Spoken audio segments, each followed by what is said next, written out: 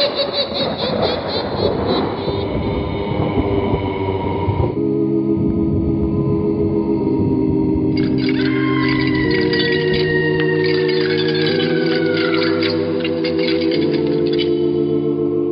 Mysterious Old Radio Listening Society podcast.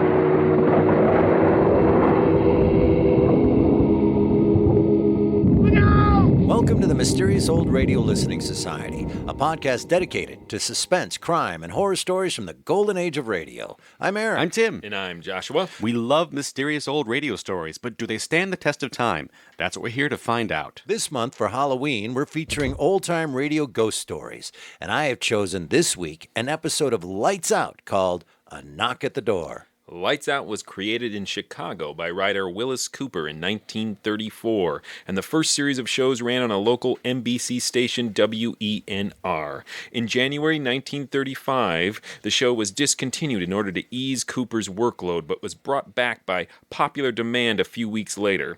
Cooper stayed on the program until June 1936, when another Chicago writer, Arch Oboler, took over. Around the time that Oboler was writing for Lights Out, he was invited to Hollywood to write sketches for the Lucky Strike-sponsored Your Hollywood Parade. Oboler caused controversy with a script contribution to the December 12, 1937 edition of the Chase and Sanborn Hour. In Oboler's sketch, host Don Amici and guest Mae West portrayed a slightly bawdy Adam and Eve, satirizing the biblical tale of the Garden of Eden. That sketch and a subsequent routine featuring West trading suggestive quips with Edgar Bergen's dummy Charlie McCarthy caused a furor that resulted in West being banned from broadcasting and from being mentioned at all on NBC programming for 15 years. The names of the actors are not given in this particular episode, which is a shame, particularly for this episode. But it's a safe bet it's not Mae West. And now, A Knock at the Door, originally aired December 15th, 1942. It's late at night, and a chill has set in. You're alone, and the only light you see is coming from an antique radio. Listen to the sounds coming from the speaker. Listen to the music, and listen to the voices. Ironized Yeast presents Lights Out. Everybody.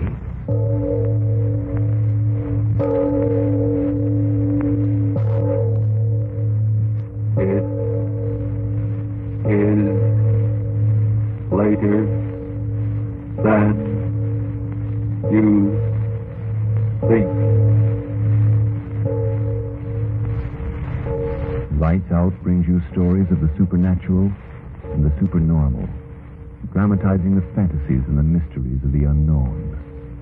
We tell you this frankly, so if you wish to avoid the excitement and tension of these imaginative plays, we urge you, calmly but sincerely, to turn off your radio now.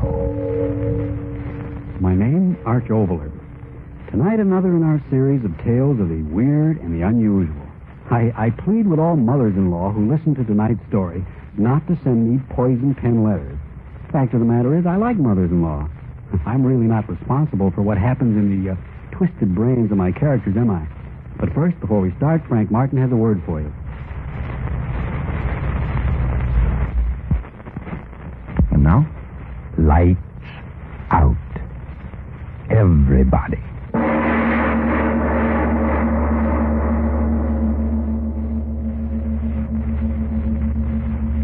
Afraid to die? Who isn't? When I was just a kid, I used to wake up in the night and see the dark pressing all around me. And I'd get so scared, I'd think I was dead, buried. I'd try to scream. I couldn't. My voice, I'd know I was dead. I'd know it. I'd throw off the cover. I'd cry out, "Mother, Mother!" Oh, why? Why did I yell out like that? Why should I be scared now? I want to die. I gotta die. It's cold here in the basement. I wonder if the grave is cold. Why don't I get it over with? The rope's around my neck. One step off the ladder and I'll hang and die. And I gotta die. I gotta die. The wages of sin are death. The Wages of sin are death. Funny how I seem to hear the words the way my father used to say them. The wages of sin. But was it sin? No, it was hate. I killed her because I hated her. I remember the first time we met. Jay had just married me, and we were walking along the street to his house. Oh, Ella, you'll like my ma. Really you will. Well, Sure, she's swell. Best woman in the world. Is she? Well, I mean... Well, you're my wife now. Ella, that proves what I think of you, don't it? I guess it does. Oh, you and Ma'll get along fine. Will this be a surprise to her? Well, here's the house. What do you think of it? Well, it's all right. Yeah. Well, in we go. Will Ma's eyes pop when she sees you?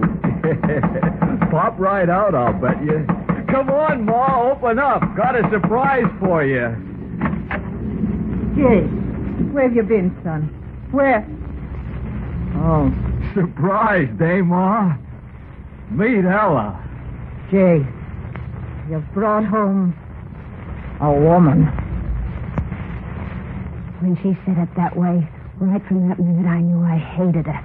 And that's the way it was from then on. I wasn't Jay's wife to her, but a woman. Stranger in her house. And it was her house and everything in it. Nothing Jay's, everything hers. Ma, can I use your car to take Ella riding? Ma, mind if Ella plants some roses in your garden? Ma, is it all right if Ella uses... That's the way it was. Hers, everything hers. All I had was Jay, and he wasn't much. You can't blame me, you hear me? You can't blame me for not standing it. All my life I'd had nothing, and at last I was married, and I still had nothing. Her house, her car, her money, her son. I couldn't stand it, I tell you.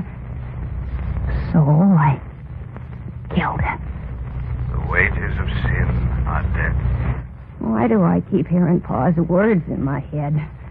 I'm going to kill myself. I'm going to do it. It's just that I want to sit here on top of a ladder and think and talk about everything for a little while. It's the last chance I'll get. So, like I said, I killed her. Well, not right away. I stood it for weeks and months. But all the time inside of me, something was talking. Kill her. Everything will be yours. Kill Very her. soft, like. Everything will be yours. And then louder and louder until my head was filled with it. Everything will be yours. Louder and louder until I couldn't stand it no more. Everything will be yours. Louder and louder until I said, yes, I'll do it. Yes. Yes. Everything would be mine then. Everything. I always wanted it that way. It had to be that way. Here in this basement. That's where it happened. Jay went to work. I came down here. Oh, it wasn't very hard to do what I had to do. I remember every minute of it so well. Every minute. I called her, and she came down into the basement. You called me, Ella? Yes, I called you. What's the matter? Somebody took the lid off the sewer down here. Land sakes alive. Now, who could have done that? Heavy iron cover like that. Jay wouldn't have done it. Is it deep down there? Of course it's deep. Ain't a sewer anyway. Covers an old well this building was built over. Oh, What are you owing about? Heard my son Jay tell you the same thing weeks ago. yes, he did tell me. Funny, I forgot. Oh, look. What? Down in the well. Look. I don't see nothing. What? It's your well, isn't it, Mama? Your well. Everything is yours, so stay in it. Stay in it, Mama. Stay in it. Your well, Mama, but everything else is mine now. Everything mine. And that's the way it was. Easy. Too easy.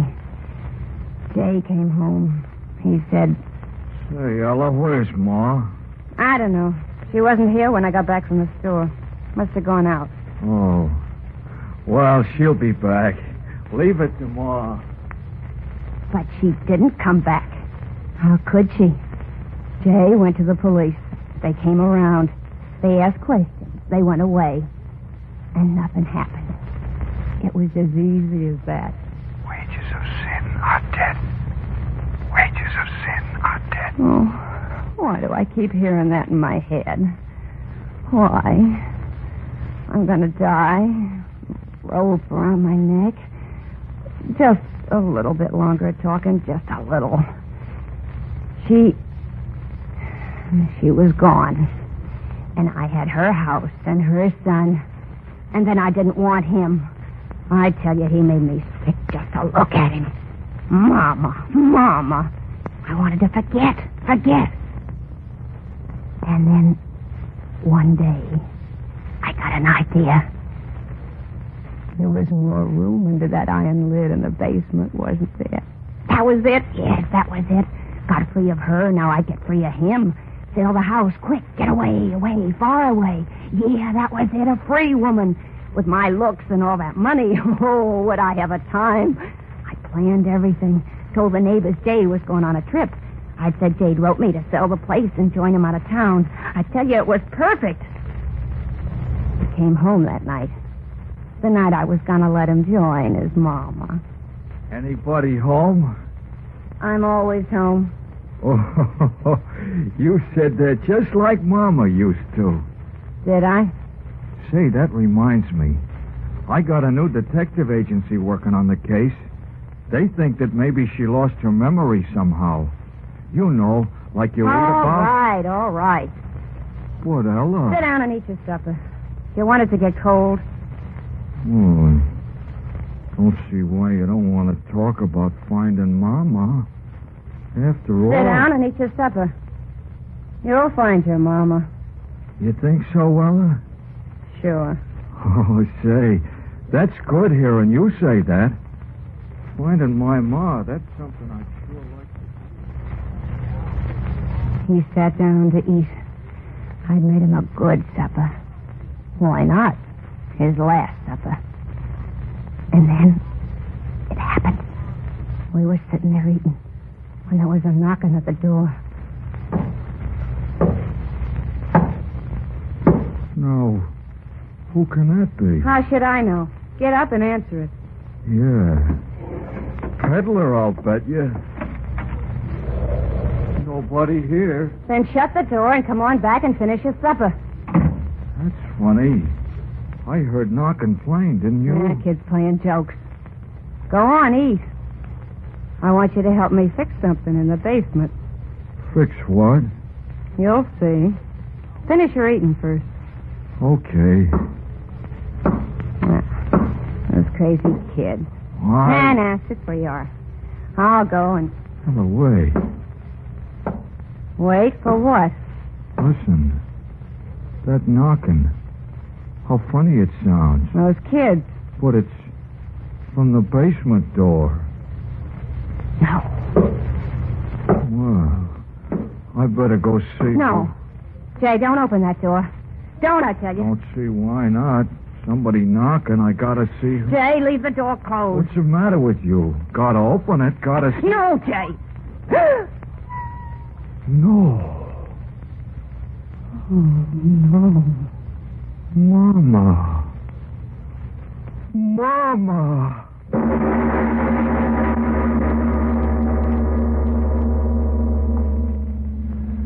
Ladies and gentlemen, this moment when the dead have returned is certainly a fit one to loosen your grip on that chair and take a deep breath and slow up your pulse beat.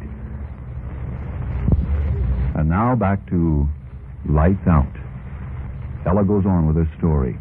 The story of the return from death of the woman she had murdered.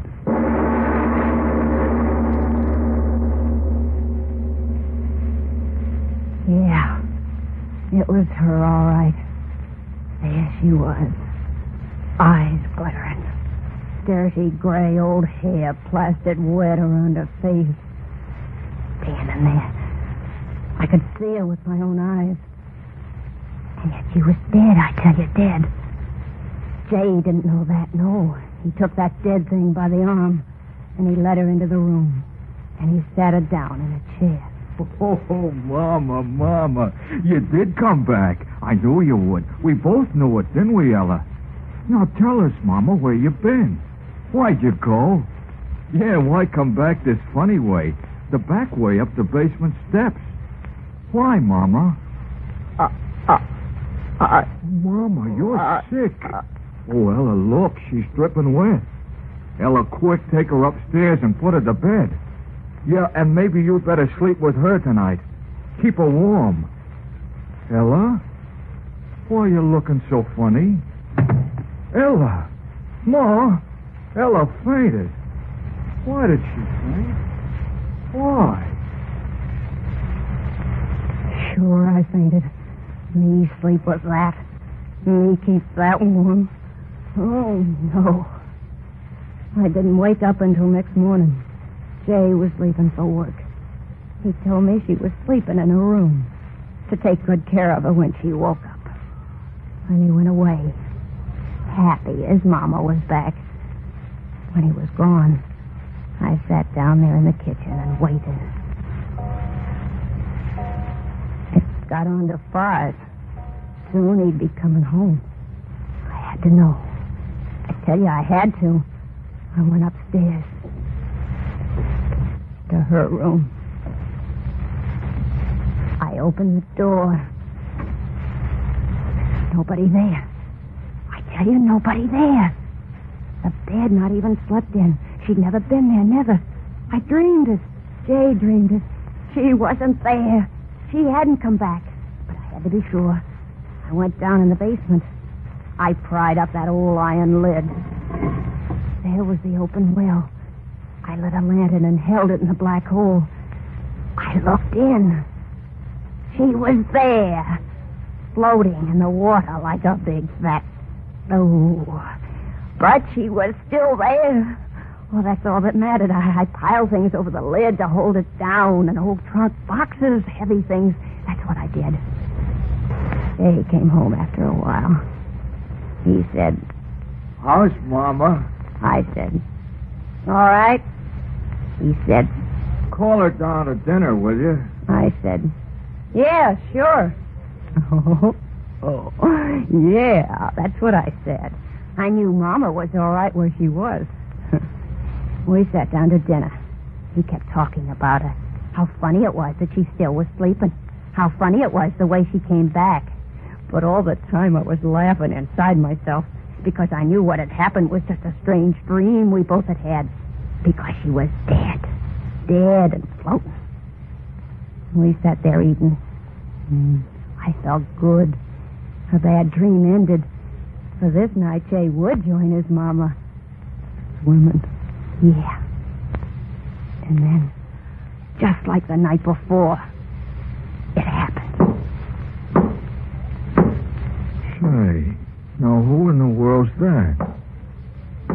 And it's the basement door again.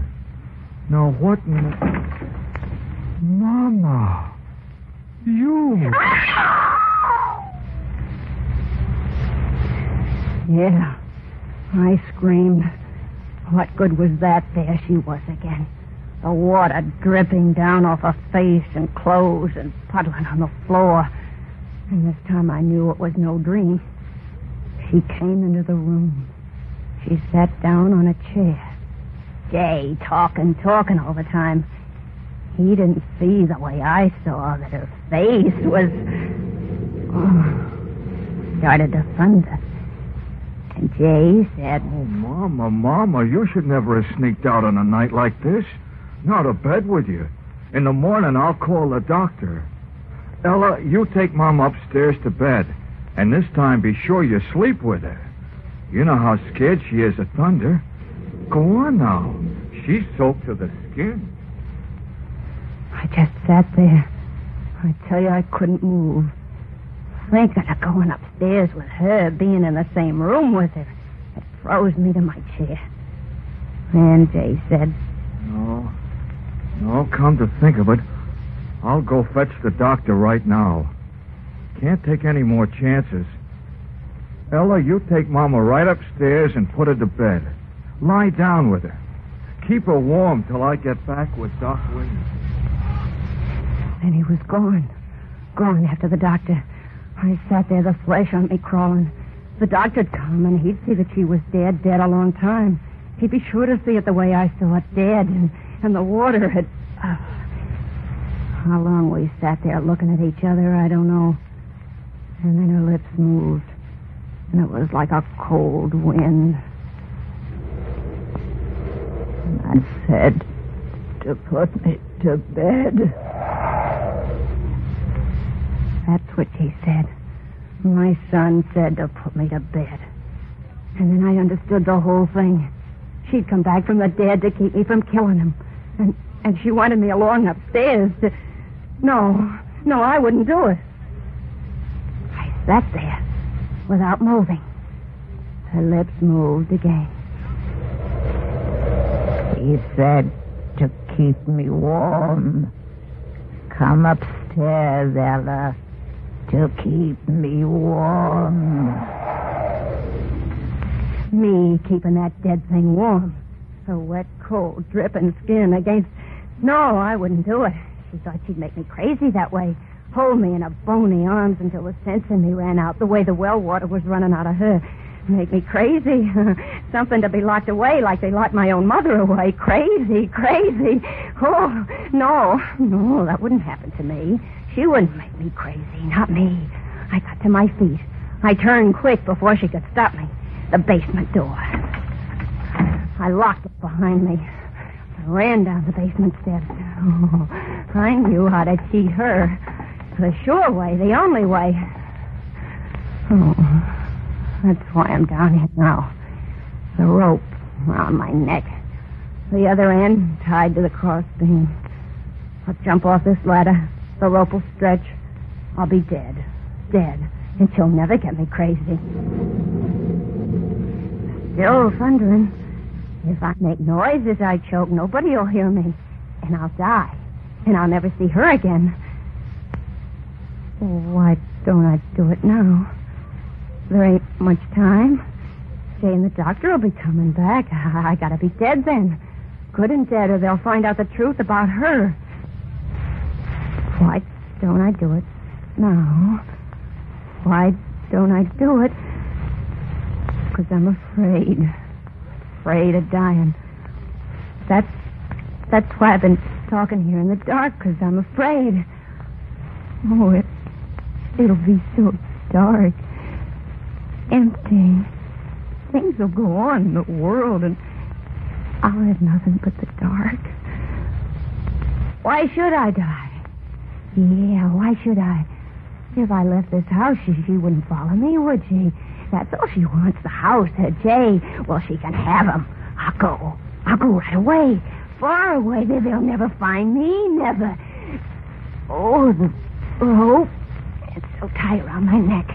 Oh, I gotta get it off. I gotta hurry and get away before Jay and the duck... I can't get the rope off. Who's there? Who's coming down the steps? Is that you, Jay? Oh, you followed me down. How could you? I locked the door. Oh, but then I put that iron lid over you, too, didn't I? And it didn't do much good.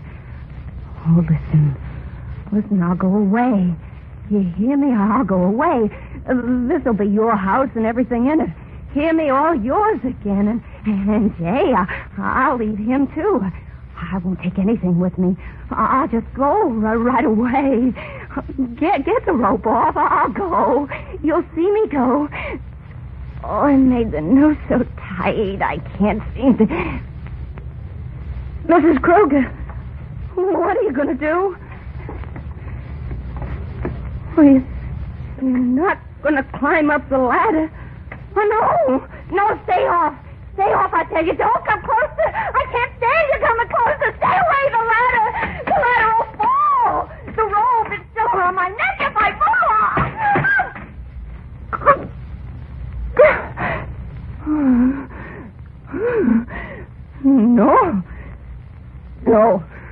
No, you won't make me die. I've got hold of the rope with my hands. I won't choke this way. My arms are strong. I can hold on to the rope above my head for a long time. Jay will be home right away. He'll get me down. I'll live. I will, and you'll still be dead. Well, I'll tell them that you fell in the well. They'll believe me. They'll believe me. Well, say something. Say something. I know you're standing down there watching me. You're waiting for my arms to get tired, so I'll let go. But I won't let go. I won't. Jay'll be home. I can't let go. I can't. I gotta live. Oh, my arms. I'm so tired. I gotta hold on. Or the noose. Oh, cramp in the arm. Jay, I got a cramp in I can't hold on anymore. Jay, I wouldn't have killed you. Jay, I can't hold on. Jay!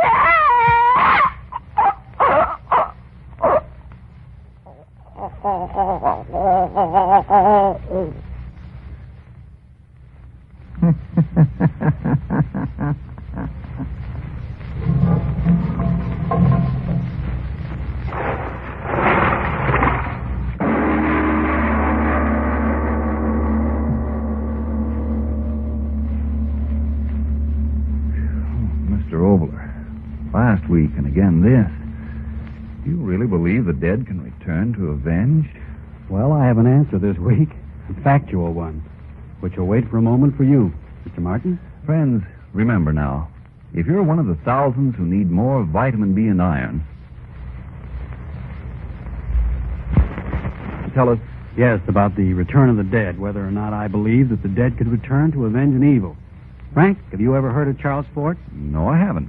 Well, Charles Hoy Fort was born in 1874 and died in New York in 1932. The unusual, the supernormal, the supernatural fascinated him, just as one man might collect postage stamps. Charles Fort, for 20 or 30 years, collected records of phenomena which dogmatic science couldn't explain, strange murders and so forth. I suggest that, therefore, that any of you who think that this is the only possible world spend a very pleasant weekend reading these records in Mr. Fort's work, The Book of the Damned. The best possible answer to the ghost question is, who knows? And now what about next week, Mr. Oboler? Well, next week a story of suspense, which is, I believe, quite different from anything you've ever heard before. Have you ever watched a shooting star streak across the sky and suddenly have a feeling of almost terror? But, well, all that's next week. Lights Out will come to you again next Tuesday at the same time. Be sure to listen to Arch Oboler's weird story of the thing out of interstellar space. And if you need more vitamin B and iron, be sure to try ironized yeast, the one and only ironized yeast, with the big letters IY on the package and on each tablet.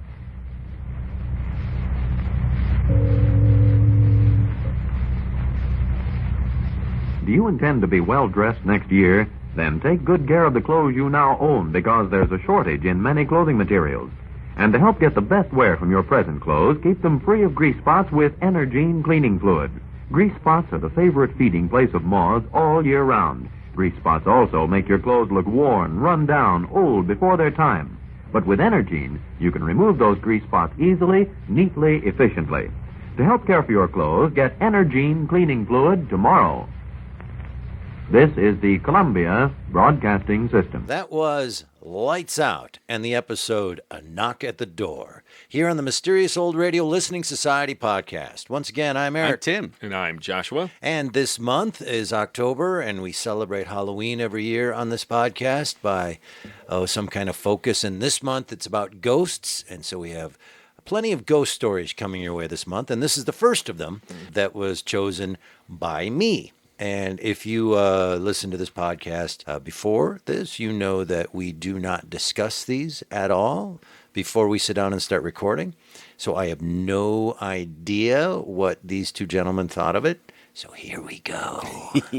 I'll put this out there. I picked this for a reason. Sometimes we pick things just to watch everybody squirm and go, oh my God, why did you make me listen to that? I picked this because after I was done listening to it, my mouth was open. I enjoyed it and was mortified by it. So, start with Tim. There is a lot to say about this. Jumping to the end is, I really loved this episode, but there was a lot of push-pull. This is very much in Arch Oboler's kind of style. Mm-hmm. These are, at least on the surface, characters that are pretty unsophisticated, but I'm using air quotes around that because this main character, Ella, I think is fascinating in how much backstory they put into her and how much inner life there seems to be in her, even for being such a plain speaking character. Mm-hmm. When she's talking about her family, her mom went crazy and her dad was preaching to her, and she called out her mom when she thought she was dying as a kid, and all this is just not very much an Arch Oboler style story of having all that kind of backstory. If you just describe what happens, it's the Banquo scene from Macbeth, busting out a literary reference. It's the dinner scene. Only her goofy husband can see the ghost too. There's just so much going on that there is part of me intellectually goes, oh, it's just Arch Oboler doing his Arch Oboler thing. And then the actual part of me that enjoys things really, really enjoyed it. Right. Yeah, I think it's a pretty fantastic little ghost story. I agree with everything that Tim said. There's a lot going on under the surface where usually Arch Oboler is a lot about style over substance, and I don't even mean that in a judgmental way. I think that's what's great about him. But here, there's a lot to unpack. I mean, it's a really twisted little exploration of guilt and family dysfunction, all wrapped up in a great big mother-in-law joke, just to make it extra fun. Well, he points it out at the top. Yeah. Please, no poison pen letters from mother-in-laws. I think he knew there was some pointed mother-in-law joke in there, maybe even something personal with Arch. This thing starts out hot. And what I mean by that is right away, she's in a basement trying to kill herself. And we don't know why. And we don't know why, but we're out of the gates. There isn't a long setup to get us somewhere where we're like, wow. There's no question about what's at stake here. Yeah. He just dives right in. Hits the ground running. Yeah. But again, in that sort of un-Arch Oboler way that she says that when she's describing she's afraid, she just wants to sit here and talk a while before she hangs herself, which is such a weird insight into a character. Well, there are a lot of ways to narrate a story, where the narrative is coming from, who it's aimed at. I might be wrong, but I cannot recall anything being done like this. And what I mean by that is this narrative isn't to an audience. It isn't a journal entry. It isn't an actor's soliloquy. This is someone who is standing on a chair waiting to kill themselves and is literally talking out loud to themselves, justifying their actions from before and justifying her own suicide to herself. This is an out loud conversation with herself. That it's narrative, stylized. She is narrating to the audience, and it's not of presented course. in a way you would think it to yourself. However, because it feels like what she would be thinking to herself, we accept it. It's not that. truthful that way. Yeah. Like we wouldn't talk like that It's in those emotionally moments. truthful. But it is emotionally truthful, and it's a really cool way to get that narrative across. For me, that I was riveted by this entire time she's standing on a stool. She even says to herself many times, just do it. Just come on, here we go. Let's do it. And I wrote, I'm sure we know somehow, and there are people that know a lot about suicides and studied it or whatever. I don't know anything about it, and I'm wondering how many people who do it, how long of a conversation is there, either in their head or out loud?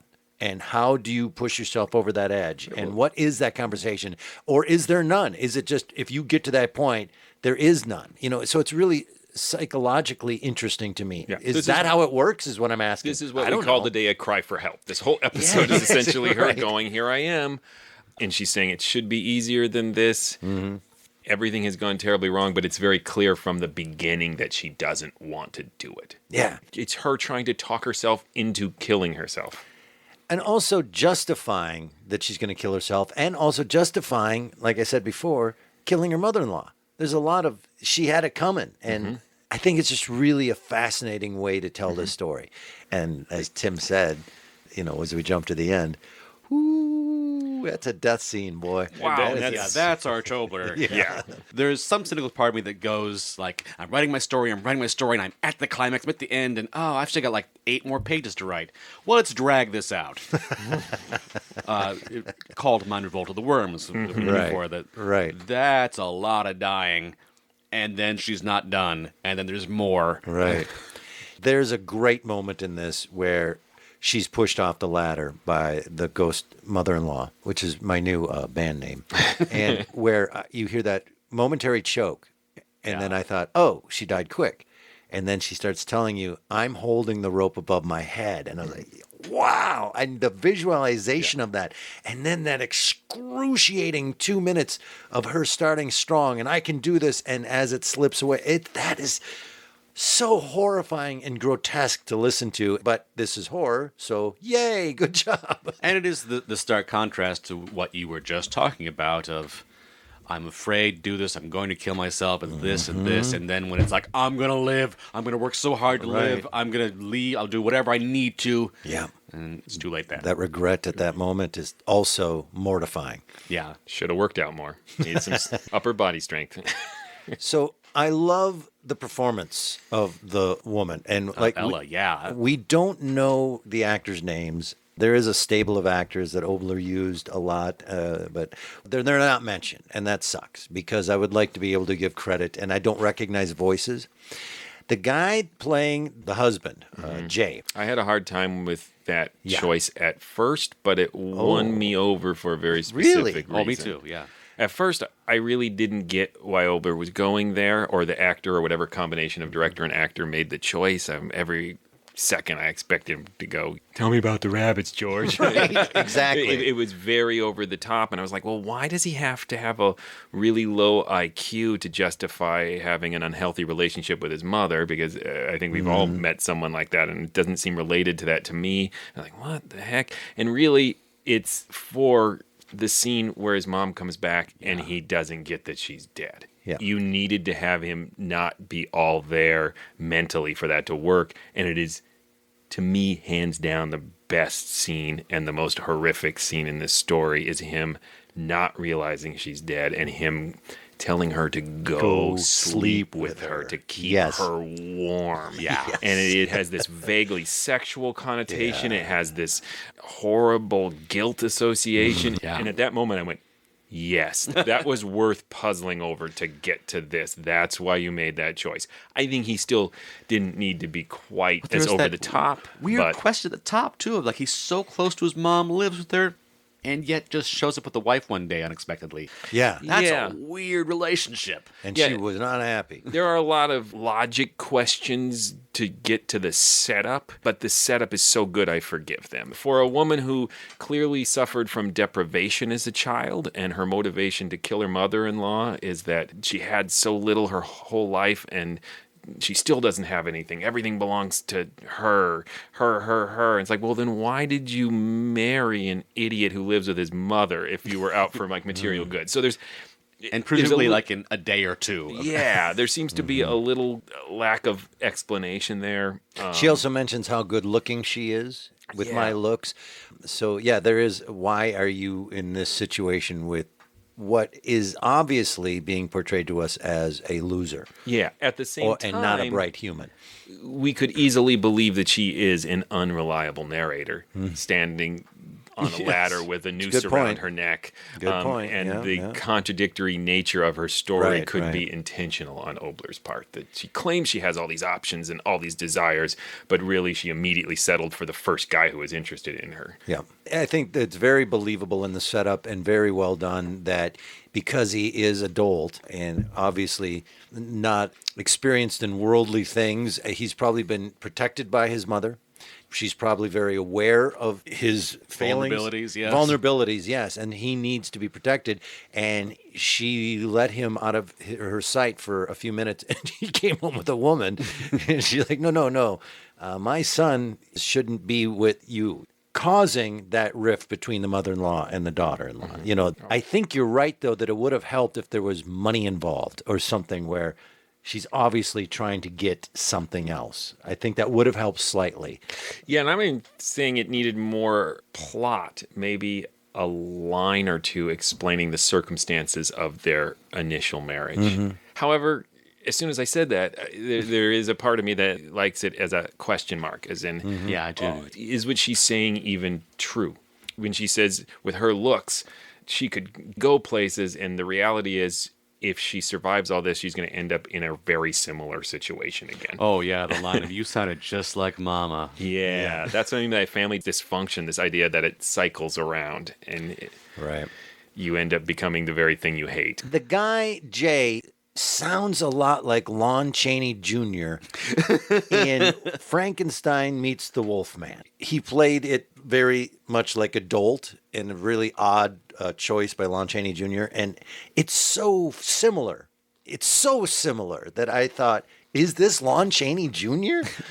It sounds Is this guy a werewolf? Right. It sounds just like him. It could be a cultural stereotype of what a simpleton sounded like in movies and in books of that era, which is why I thought of Mice and Men. And they did that in the Warner Brothers cartoons, too. Every dumb character talked like that.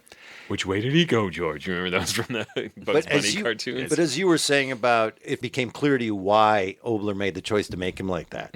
Because there was a plot point. In Frankenstein Meets the Wolfman, I don't understand why he's stupid. It made me crazy.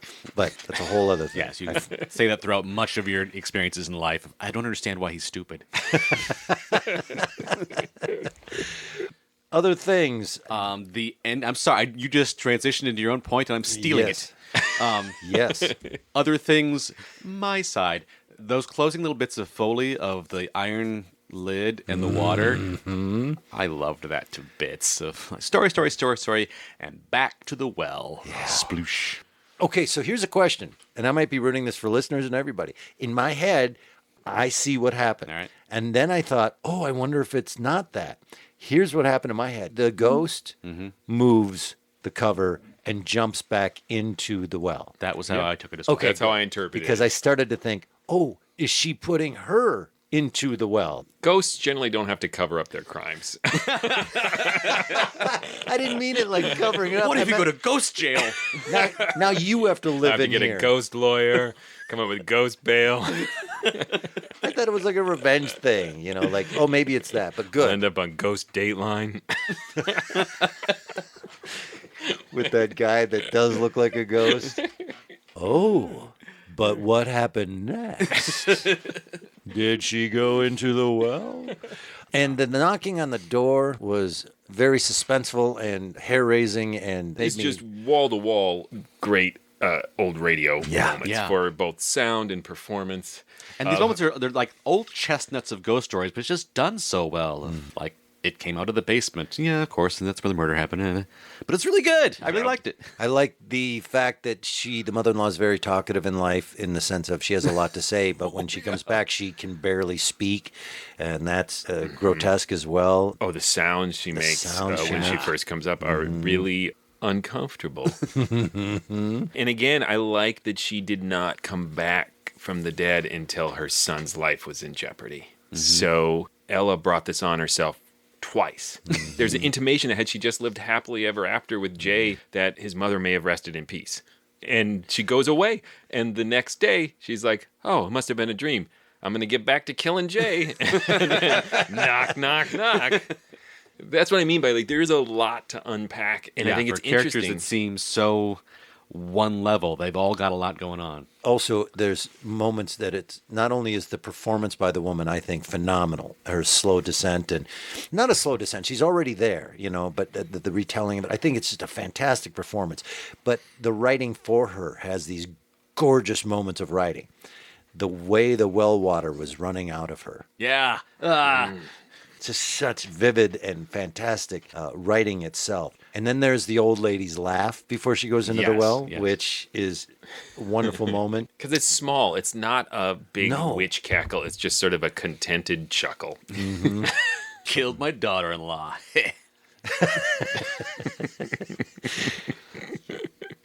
And it's interesting, the absent figure in all this is a father. We Yeah. don't know what happened to Jay's father. He's just out of the picture.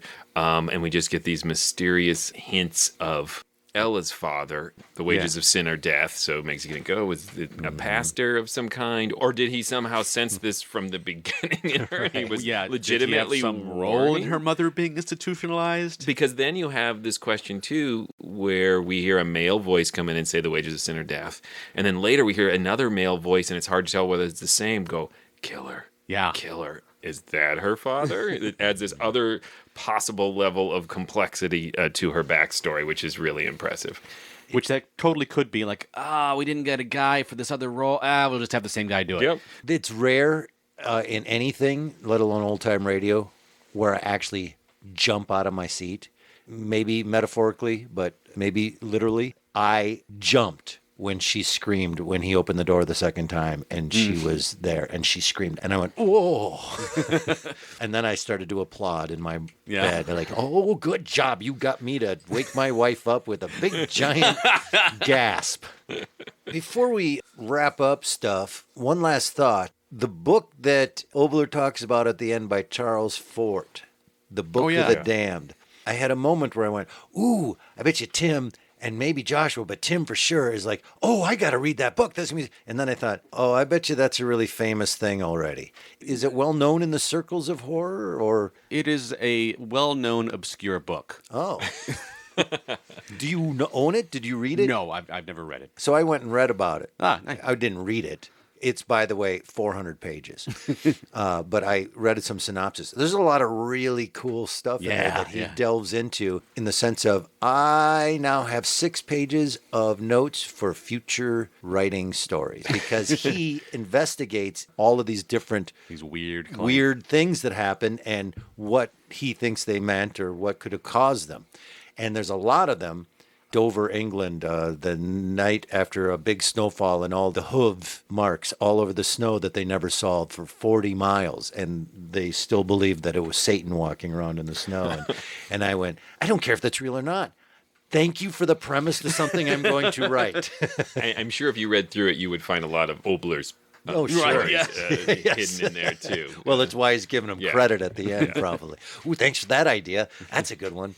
Well, and then there's the ship, I can't remember, that it didn't have a crew, and it was one of Conan Doyle's first short stories that he ever wrote about. The Flying Dutchman? Or the Mary Celeste? The Mary Celeste. Okay. It's a crazy name for the short story, too. It's an interview with a guy that was an engineer on the ship of... of death. Of death. By Sir Arthur Conan Doyle. Fascinating rabbit hole stuff. So he mentions that at the end. Next thing you know, I'm looking up Charles Fort. Next thing you know, I'm reading Book of the Damned. Next thing you know, I'm reading... the greatest stuff, and next thing you know, I'm not ready for today's podcast. And he's starting a cult. It's really interesting, though. Well, all right, let's go to the vote. Tim. Well, this might be a shock, but I'm going to say this is a classic. Like I say, there is part of me that stepped back objectively and goes like, well, just for the plot, it's sort of straightforward, but just it's so well executed and so much more under the hood. I love it, and it's a classic. Yeah, I would consider it a classic, too. It does a lot in a very short amount of time.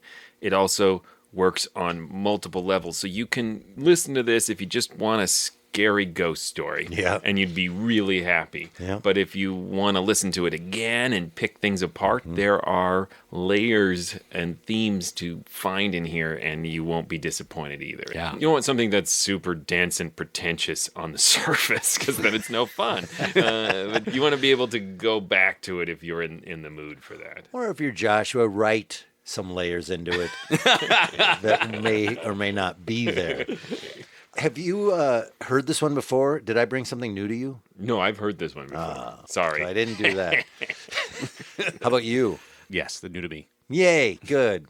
Joshua. I know everything.